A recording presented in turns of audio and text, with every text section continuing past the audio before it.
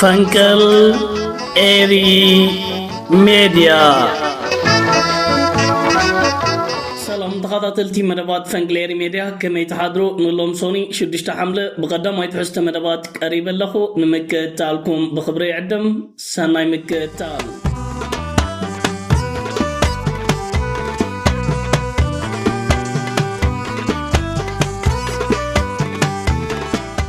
ተኸታተልቲ በቲ ቀዳማይ ንሪኦ ኣገዳሲ ዛዕባ ምስ እንፍልም ዓቕሉ ጻይብ ዝርከብ ዘሎ ስርዓት ብልጽግና ነቲ ኣብ ከተማ ኣዲስ ኣበባን ካልኦት ዓበይቲ ከተማታት ናይቲ ሃገር ኣንጻሩ ክለዓል ዝኽእል ናዕብን ዕግርግርን ንምግታእ ካብ ተወለድቲ ክልል ኦሮሞ ወጻኢ ንዝተፈላለዩ ላዕለዎት ወተሃደራውያን ኣዘዝትን ኣባላት ፖሊስን ካብ ትማል ምሸታት ሒዙ ይኣስርን የከላብትን ካብ ስልጣን ይኣልክ ከም ዘሎ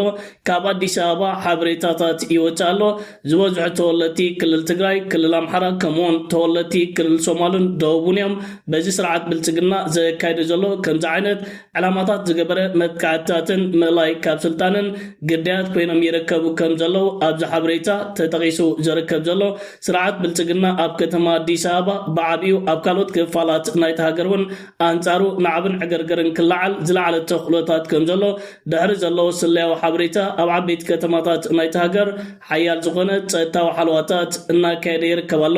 ኣብ ምክልኻል ናይቲ ሃገር ኣብዚ ዝሓለፈ 6 ወርሕ ካብ ተወለድቲ ክልል ኦሮሞ ወጻኢ ንዝነበሩ ዝተፈላለዩ ሰብ ስልጣን ብዝተፈላለዩ ሰበባትን ምቅያራትን ካብ ስልጣን ከኣሊዎም ክኢሎም ነይሮም። እዚ ሕጂ ዝግበር ዘሎ ከምዚ ዓይነት ናይ ካልኣይ ዙር መስራሓት እውን ካብ ተወለድቲ ክልል ኦሮሞ ወጻኢ ንዘለዉ ብሄራትን ሰብ ስልጣንን ናይ ኢትዮጵያ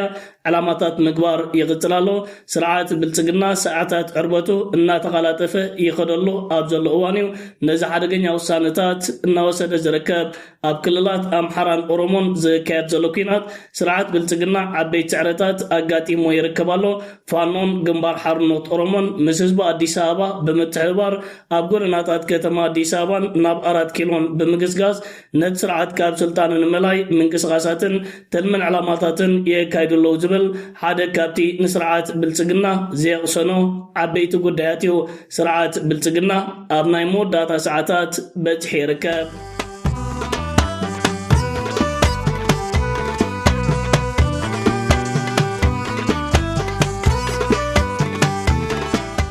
ተኸታተልቲ ናብቲ ካልኣይ ንሪኦ ኣገዳሲ ዛዕባ ምስ እንሰገር ምፍጣት ሕወሓትን ስርዓት ብልጽግናን ኣብ ዝለዓለ ጠርዚ በፅሒ ይርከብ ኣሎ። ዝሓለፈ መዓልትታት ሰብ ስልጣን ክልል ትግራይ ስርዓት ብልጽግናን ምክልኻል ናይቲ ሃገርን ናብ ዶባት ክልል ትግራይ ኣሂ ዝኾነ ዕጥቅን ኣፅዋራትን የፀግዕ ከም ዘሎ ማሕበረሰብ ዓለም ኣብ ልዕሊ ስርዓት ብልጽግናን ምክልኻል ናይቲ ሃገርን ተፅዕኖ ብምግባር ነዚ ክኽሰት ዝኽእል ሓደገኛ ኩናት ደው ከብሎ ፃውዒታት ኣቕሪቦም ነይሮም። ማሕበረሰብ ዓለም ግን ኣብ ክንዲ ሰብ ስልጣን ስርዓት ብልጽግናን ምክልኻል ናይቲ ሃገር ኣብ ልዕሊኦም ፀቕጥታት ዝገብር ብኣንጻሩ ኣብ ልዕሊ ሰብ ስልጣን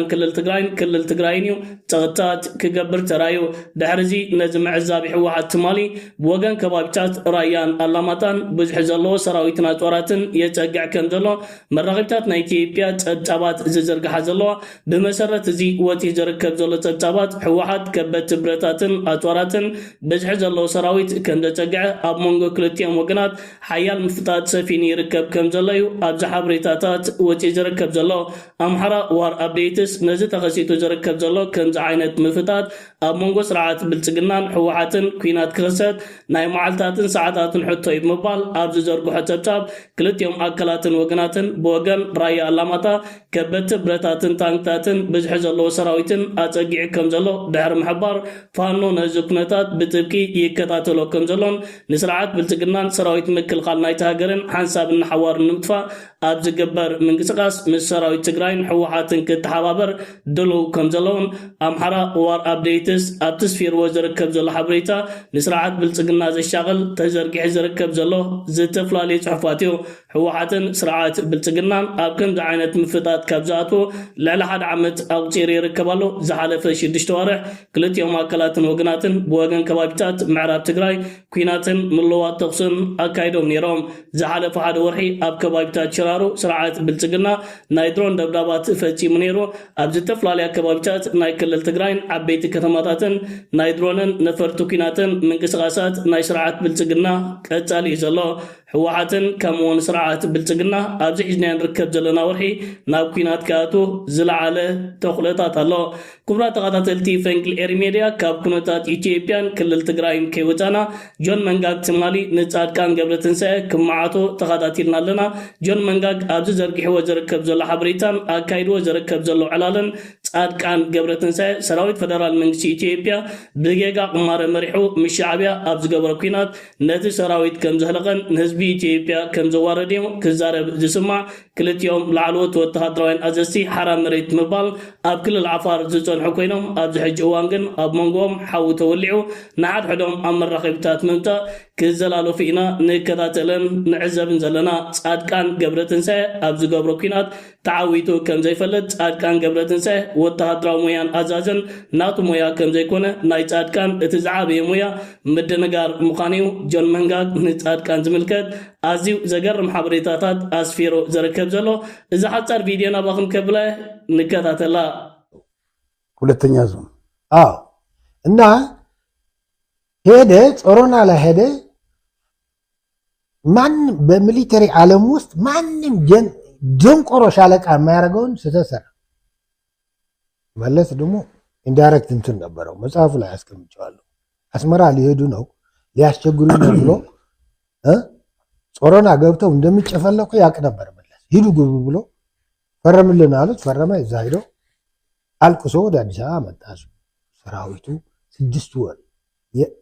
ያለቀው የሻዕቢያ ባለውለታ ነበር ይዘው ሮንግ እንትን የተሳሳተ እንትን ሄደ ለጠላት የሚበላ ነገር ከሰጠው አሸናፊ ካረከው በአንድ የውጊያ ግንባር ባለውለታ ነው እና እዛ አልቅሶ ሰራዊትን አስበልቶ መጣ ከዛ በኋላ መጨረሻው ላይ ከመንግስት እውቅና ውጭ ለታደሰ ፍሎጦሮች ይዘ ወደ ቡሬ ሄድ ብሎ ባጫ ብዙ ጊዜ የሚያወራው እዛ ሄዶ አስበሉት ዝም ብሎ ይሄ ነው የጻድቃን ውጊያው ነው እና የጻድቃን ሙያ ግን ልንገርህ እዚህ ጋር የለም እነዚህን ካላመጣ ክቡራ ተኸታተልቲ እዚ ኩነታት ከም ክንከታተሎን ክንዕዘቦን ዝጸናሕናዩ ሓራ መሬት ምባል ዝሸፈቱ ሰራዊት ናይ ትግራይን ላዕለዎት ወተሃደራውያን ኣዘዝትን ኣብ ከምዚ ዓይነት ኩነታት ወዲቖም ይርከቡ ጆን መንጋግ ይኹን ጻድቃን ገብረትንሳኤ ካልኦት ሰበስልጣን ስርዓት ብልጽግና ንሳናምስ ኤርትራውያንን ምስ ሓይልታት ምክልኻል ኤርትራ ኣብ ዘካየድዎ ግጥማት ኩሉ ግዜ ስዕረታት ምስ ተጎልበቢዮም ኣብ መራኸቢታት መፅኦም ክግዕሩን ከለዉ ግን ዓበይቲ ቅያታት ዝፈጸሙ እዮም ዝመስሎ እቲ ሓቀኛ ታሪኾም ግን ውርደት ጥራዩ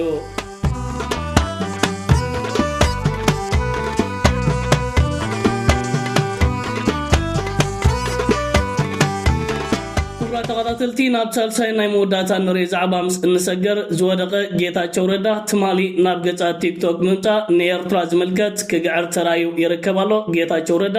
ነቶም ኣብ ግዜ መለስ ዜናዊ ዝተመስረቱ ዓፋር ቀይሕ ባሕሪ ዝበሃል ምንቅስቃስ ናይ ዓፋር ናይ ኤርትራ ባሕሪ ዘለዎ ነፂልካ ዓሰብ ዝርእሰ ከተማ ክልል ዓፋር ንምምስራት ዝብል ጥሙሕን ዕላማን ኣብቲ ሽዑ እዋን ዝተኻየደ ግን ካብኡ ኣቢሉ ዝፈሸለን ዝሞተን ዝማመነን ኣብዚ ሕጂ እዋን ስርዓት ብልጽግና ከበራብሮም ዝፍትን ዘሎ ገለገለ ዝኣረጉን ዝጠፈሹን ጉጅለታት ምስኣቶም ኣብ ገጻ ቲክቶክ ብምምፃዩ ጌታቸው ረዳ ክግዕር ተሰሚዑ ዝርከብ ዘሎ ገለ ካብቲ ጌታቸው ረዳ ኣስሚዕዎ ዝርከብ ዘሎ ሃተፍተፍ ብቋንቋ እንግሊዝ ናባኹም ከብለ ንከታተሎ Better entitled to self-governance. It must be the people of Afar, whether they are in Djibouti or in Ethiopia or in Eritrea. Unfortunately, the amount of self-governance that the people of Afar enjoy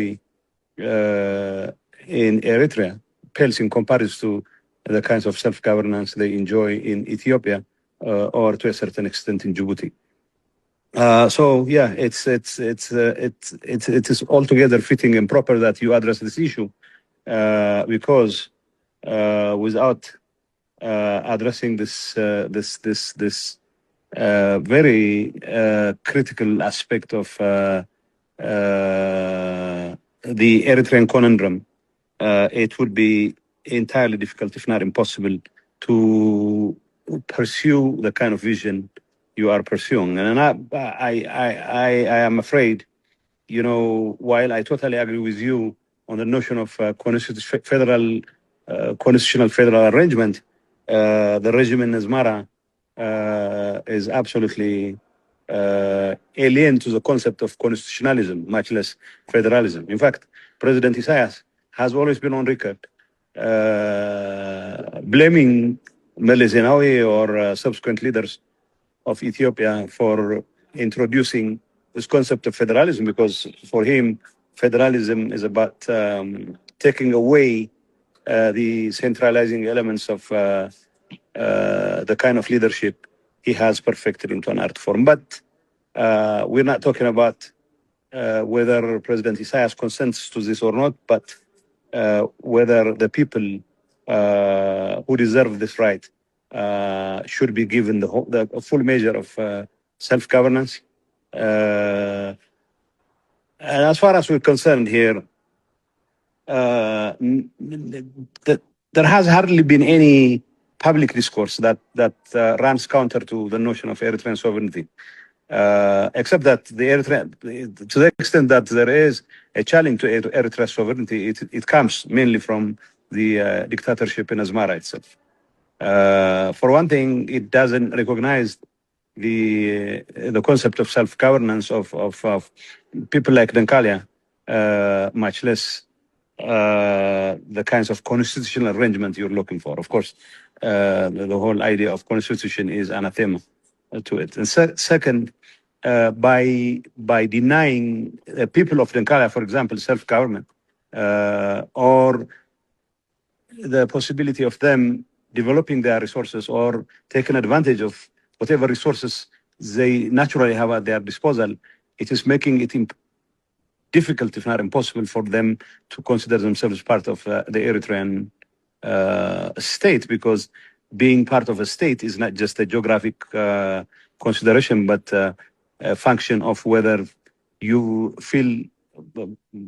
politically represented in how government is run and what government does and how resources are allocated. And that's not the case in Eritrea. كمرا تقاتلتي زوم أسنانهم زودون زعربون وجلتات يوم بخمس عينة منجدي تمالي مسجيتا شوردا أبغت تيك توك تأخيبهم نيرون سرعات بالتجنا بوتادرا مدايدو وتادرا حيل بموبال زي كرفتنتات كسر حلو أيكالن نزت فلالي زت أفشو وجلتات أب أديس أبا أخيبو حنت فرق ركب أيكالن حجقا أب تيك توك تشوكعه بخمس عينة منجدي الناقعره يركب الله انت ناقيتاچو ረዳ ነገር ግን ካውድቀትና ውድቀት አብ ሐመድ እና እንገርገረ ይርከባሉ ይትረፍ መሬት ክልል አፋር ካመሬት ኤርትራ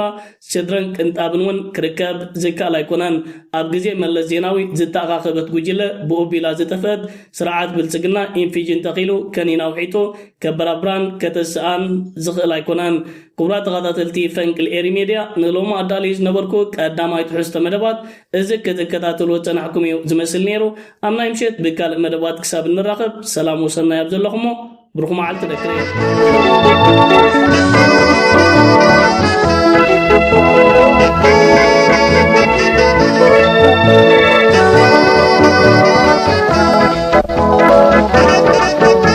فرنك الإيري Media